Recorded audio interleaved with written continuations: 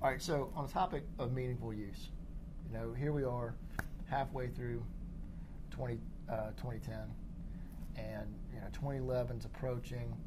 There's the meaningful use definitions. I mean, at this point, it's the end of May, and there's still a lot of pieces of the puzzle to put together on the Fed side and on the definition side. Although there's a lot more there now than there ever has been, certainly than when it came out last February or February before last. All that being said, with different folks that I talk with, some of them put a lot of emphasis on the meaningful use aspect of that, and part of that being the decision-making process for them with the EMR, the EHR.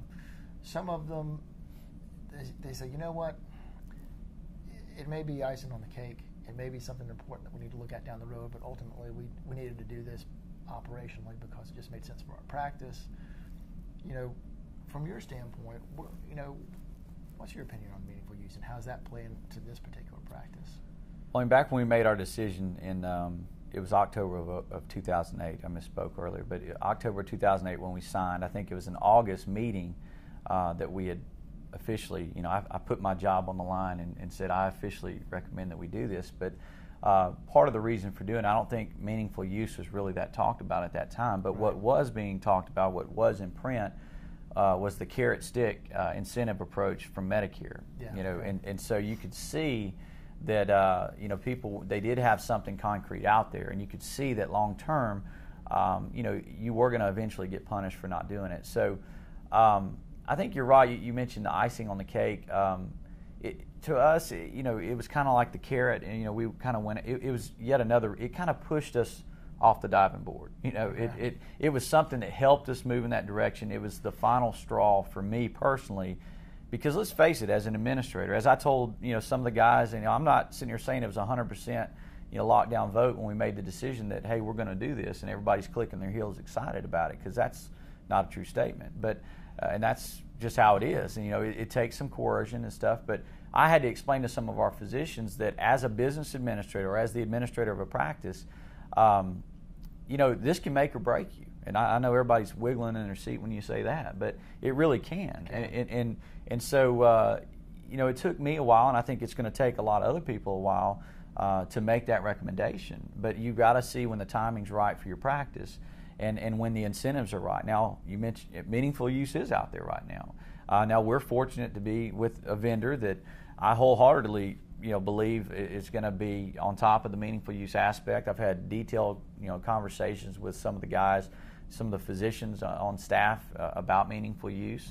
Mm-hmm. I'm not going to sit here and recite it. I can tell you what I do with the system, and I can tell you that we use it a lot. I mean, we use a lot of quality indicators in it. We feel pretty good about achieving meaningful use definition when 2011 when they start putting us on the clock for that. Now, we've also participated in the incentive programs. We did participate in the 2009 PQRI data submission. We did participate in the ePrescribe incentive program that was offered last year, and I'm pretty sure by the timing of when we started all that and when we did it, I'm fairly confident that we will receive our PQRI check.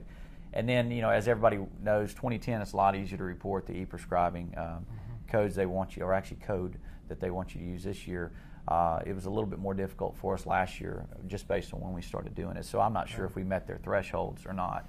But we did go after those, because once you get a product, I mean, it's your job as the administrator or as an administrative person in the clinic to try to study up on that and figure out how attainable is it. Mm-hmm. And just to focus on PQRI real quick, because it's kind of in relation to your question.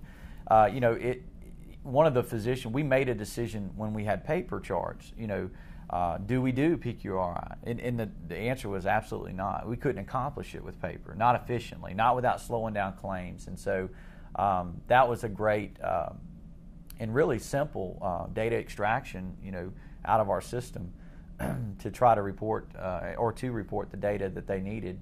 We just did individual measures, being cardiology, but I just worked closely with Greenway, and I knew the system well enough and knew how we used it to explain to them where some of that specific data would be in their system, and worked with some of their IT guys and used a vendor that they used for a registry and got it out there, and we'll be waiting like everybody else for the government to hand out the checks.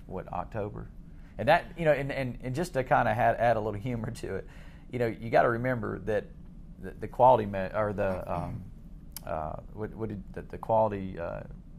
What's the meaningful use? I'm sorry. Yeah, last time I checked, the government is behind this. So that definition might be in print, but and the deadlines might be there. But at the end of the day, I think that if it is, whether it's the meaningful use definitions and promises that are out there, whether it be PQRI, e-prescribing, or maybe even new commercial. There's a lot of talk from commercial vendors in Alabama that are looking at ways to incentivize us for having not just having an EHR product, but utilizing it.